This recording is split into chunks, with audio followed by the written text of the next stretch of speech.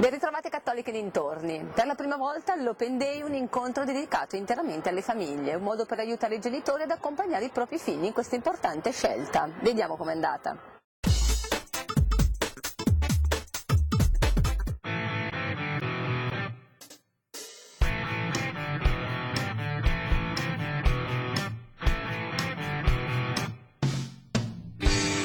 Perché proprio in Cattolica? Ma guardando un po' su internet, ho guardato i vari programmi, mi è molto piaciuto e anche per la comodità, comunque siamo di Cremona, quindi è molto comodo col treno. Cattolica perché comunque è vicino a casa, è qui a Brescia e macchina o a piedi, comunque pullman, faccio presto ad arrivarci. Spero che riesca a formarmi e riesca comunque a integrarmi nel mondo del lavoro. Professoressa Bertani, quale atteggiamento dovrebbero avere i genitori di fronte a questa nuova scelta scolastica dei figli? Credo che l'elemento importante sia l'ascolto, nel senso che un genitore dovrebbe da un lato, io dico anche esplicitare quelle che sono le sue aspettative nei confronti del figlio, in maniera che ci sia una possibilità anche di confronto e di dibattito, dall'altro riuscire a cogliere nel ragazzo e aiutare, secondo me soprattutto il ragazzo, a evidenziare quelli che sono i suoi interessi. Oggi sei all'Open Day per conoscere quale facoltà? È la facoltà di Scienze Politiche e Sociali e quella di Educazione e della Formazione. Hai già sentito parlare di questo ateneo? Sì, da conoscenti e anche parenti. Lei è la mamma di Isabella, quali sono le sue aspettative qualora Isabella decidesse di iscriversi in Università Cattolica? Una maturazione molto più profonda e un posto di lavoro. La tua mamma ha appena assistito insieme a te a un incontro per aiutarvi, insomma, a introdurvi nel mondo accademico. Com'è stata questa presentazione? Dunque è stata molto esaustiva e comunque noi siamo venuti in questo ateneo partendo già dall'idea fissa che mia figlia aveva e secondo lei questo percorso la puoi aiutare e indirizzare comunque per quello che ha intrapreso e per quello che ha scelto lei. Molto interessante, mi è piaciuta molto, sono stati molto chiari e bella, una cosa bella. Quali sono stati i consigli più utili che avete ricevuto?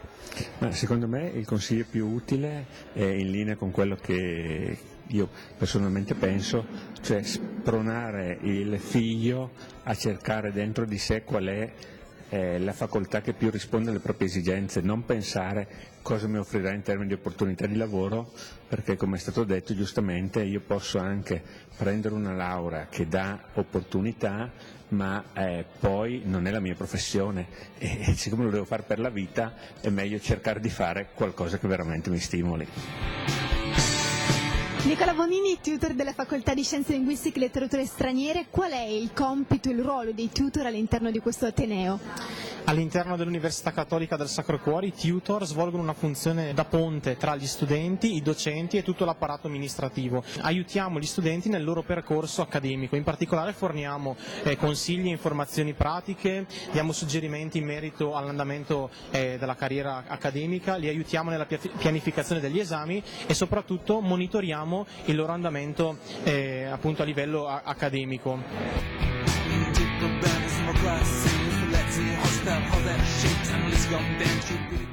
Quanto sono importanti i social network nella ricerca del lavoro? Ne parliamo con Sonia Speziani di Adecco.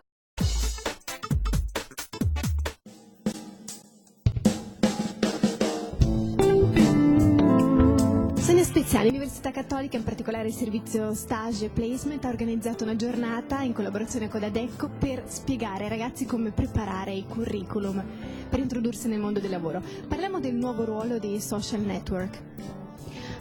Tocca un tasto fondamentale nella realtà attuale della ricerca di lavoro, proprio alla luce del fatto che sono uno strumento principale di ricerca e di contatto.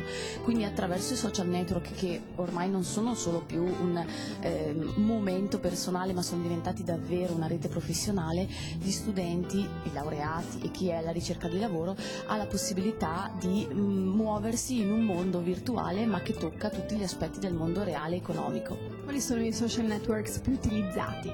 Fare il nome di Facebook è quasi scontato, anche se è più utilizzato per l'aspetto personale. LinkedIn è il principale assoluto network professionale, dove ci sono anche delle discussioni in ambito tecnico o legato ai singoli settori lavorativi, per cui ci si può introdurre anche all'interno di dibattiti di specialisti e di professionisti dei vari settori. E Twitter poi comunque rimane un altro di quelli più utilizzati, di quelli più conosciuti, quindi le direi questi 3 nomi. Così come la tecnologia si evolve molto rapidamente, anche i colloqui di lavoro cambiano, ci sono nuovi strumenti per intervistare i candidati. Sì, perché la tecnologia favorisce la riduzione delle distanze, sono novità che supportano chi ha poco tempo e chi vuole fare delle selezioni comunque vis-à-vis, e di conseguenza lo strumento del videocolloquio è sicuramente diventato uno dei più utilizzati sia dalle aziende che dalle agenzie per il lavoro. Parliamo delle caratteristiche personali di un candidato. Che cosa deve avere di particolare per vincere un colloquio di lavoro? Le principali caratteristiche sono sicuramente legate alla flessibilità, sono legate a tutto quello che è la possibilità di conoscere, di creare relazioni e quindi di farsi conoscere. Elisabetta, appena assistito a un incontro di CV Point organizzato tramite l'agenzia Adecco.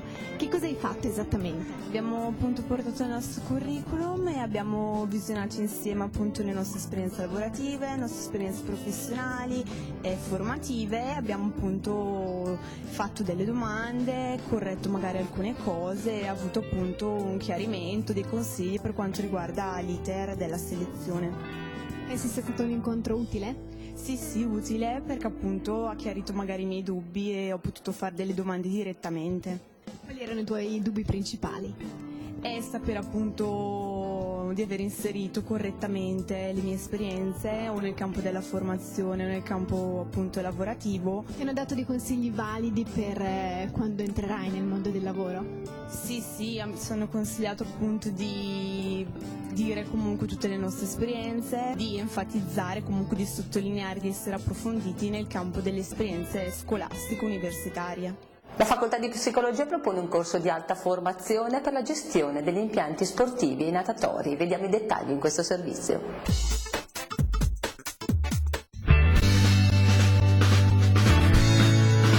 Professoressa Gozzoli, l'Alta Scuola di Psicologia Agostino Gemelli ha organizzato un corso di alta formazione per i manager sportivi. Di che cosa si tratta esattamente? Si tratta di una proposta interessante, nel senso che gli impianti sportivi natatori oggi sono sollecitati da tantissimi cambiamenti, da un punto di vista fiscale, da un punto di vista diciamo di nuove normative anche che devono seguire da un lato, e dall'altro devono stare in questo mondo complesso in generale, insomma, di chi produce servizi che richiede delle competenze sempre più sofisticate. Quali saranno i contenuti che tratterete durante questo corso? Si andrà a lavorare in una maniera anche molto, come dire, applicata e molto esperienziale da parte dei partecipanti rispetto proprio ai temi di che cosa significa promuovere proattività nelle persone che lavorano in questi impianti, significa toccare con loro il tema della conduzione dei gruppi e delle risorse umane, significa comunicazione verso l'esterno, quindi il marketing territoriale,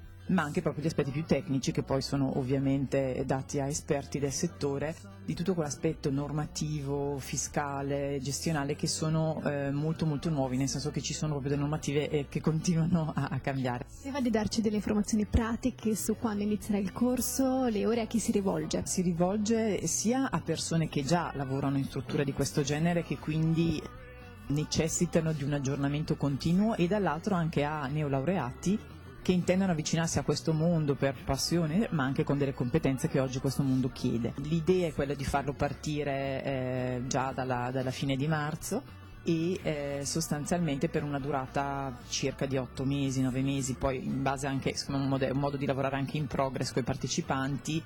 Ci saranno poi un periodo applicato di stage e quello si può vedere se farlo durante oppure per esigenze o dei partecipanti o comunque delle strutture che accolgono si può prevedere uno sforamento, però l'idea è proprio di un percorso che sia, come dire, abbastanza adeguato per toccare tutti questi aspetti. Presidente Alberto Balli, perché avete sentito la necessità di organizzare insieme all'Università Cattolica, in particolare l'Alta Scuola di Psicologia Agostino Gemelli, un corso di formazione per i manager sportivi? L'esigenza che il privato in buona sostanza ci chiede ogni volta che facciamo un intervento è di qualificare il mercato. Noi siamo di fronte a un mercato, magari dopo lo vedremo, insomma, che gira miliardi, e spesso quando andiamo nei centri sportivi, nelle palestre, centri wellness, chiamiamoli come vogliamo, la carenza di personale altamente qualificato si fa sentire da un punto di vista operativo, si fa sentire da un punto di vista anche delle scelte gestionali, di marketing e alle volte anche strategiche.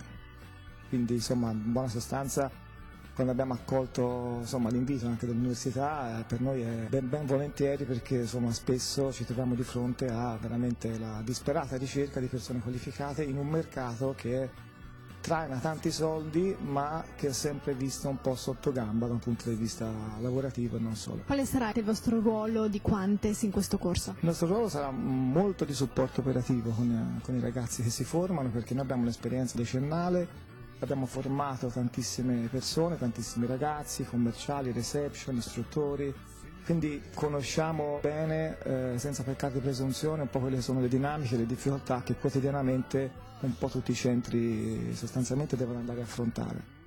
Anche per oggi noi ci fermiamo qui, vi do appuntamento la prossima settimana, come sempre il venerdì alle 20.05 e alle 12.05. Per chi volesse rivedere i nostri servizi sono disponibili su UCAT. Grazie per essere stati con noi.